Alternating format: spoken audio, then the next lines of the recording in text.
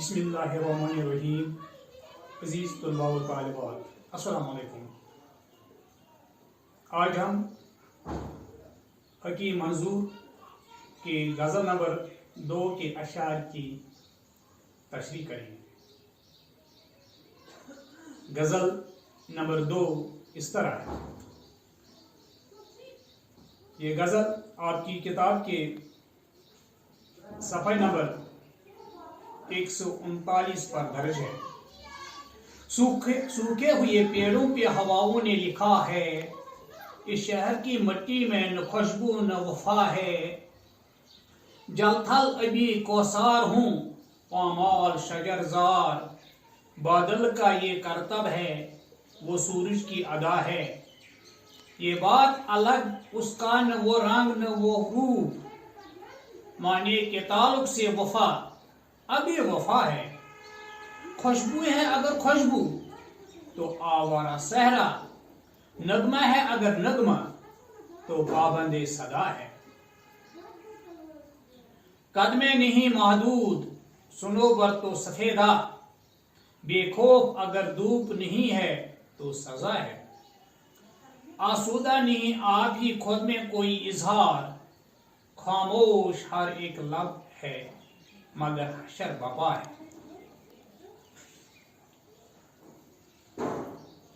شعر نمبر 1. سوکھے ہوئے پیڑوں پہ ہواؤں نے لکھا ہے، اس شہر کی مٹی میں نہ خوشبو نہ وفا ہے. اس شعر میں حکیم منظور اپنے شہر کے لوگوں میں وفا کی کمی محسوس کرتے ہوئے فرماتے ہیں کہ ہواؤں نے شہر کے سوکھے پیڑوں پر لکھ دیا ہے کہ اس شہر کی مٹی میں نہ خوشبو ہے اور نہ وفا. اس شہر میں استعاروں سے کام لیا ہے. مٹی میں خوشبو اور وفا نہ ہونے کے سبب پیڑ سوکھ چکے ہیں. سوکھے پیڑوں سے مراد معروم اور نامراد لوگ ہیں. شعر نمبر 2. جل تھک ابھی کوثار ہوں، پامال شجر زار. بادل کا یہ کرتب ہے، وہ سورج کی ادا ہے. اس شعر میں شاعر حکیم منظور فرماتے ہیں کہ بادل کا یہ کمال ہے کہ پہاڑ آنن فانن پانی پانی ہو جاتے ہیں، اور سورج کی ادا ہے کہ اس کی تمازت سے پھول سوکھ کر برباد ہو جاتے ہیں. گویا ہر چیز کی اپنی تاثیر ہے. بادل کو خیر کے استعارے کے طور پر اور سورج کو شر کے استعارے کے طور پر استعمال کیا گیا ہے. شعر نمبر 3. یہ بات الگ اس کا نہ وہ رنگ نہ وہ روپ، معنی کے تعلق سے وفا ابھی وفا ہے.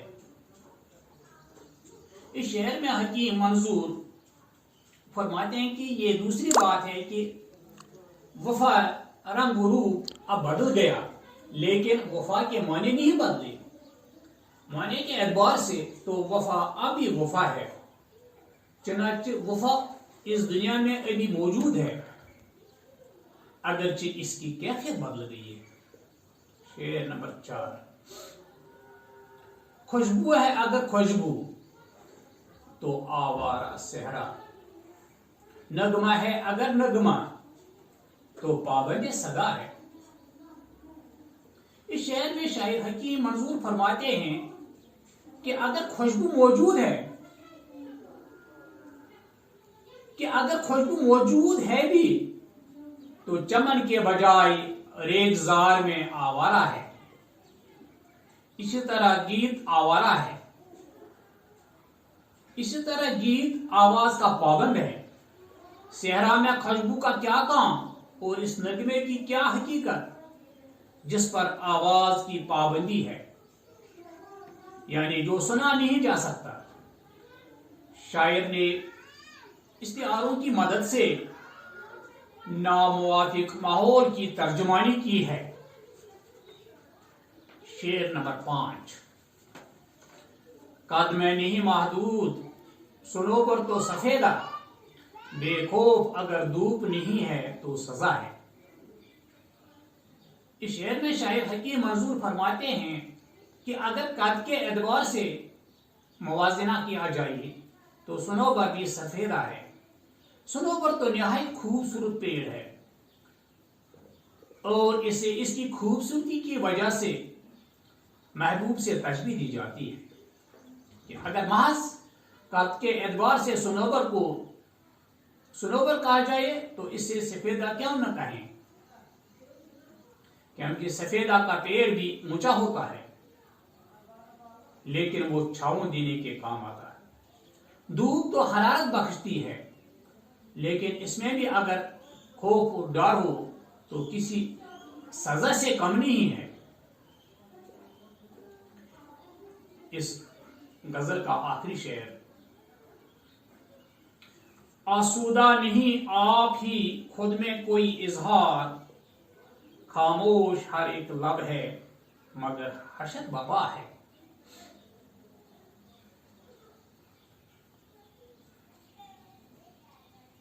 यहां आपसे आप ही कहा गया है। इस गजल में अल्फाज को ज्यादातर इश्तिहारों के तौर पर इस्तेमाल किया गया है। शायद हकीम मंजूर इस शेर में फरमाते हैं कि इजहार भी अपने आप में मुतमईन नहीं है, यानी अपने आप माफिल ज़मीर का इजहार भी मुमकिन नहीं रहा है। हर शख्स के होंठ खामोश हैं लेकिन ये खामोश दिखाई देती है।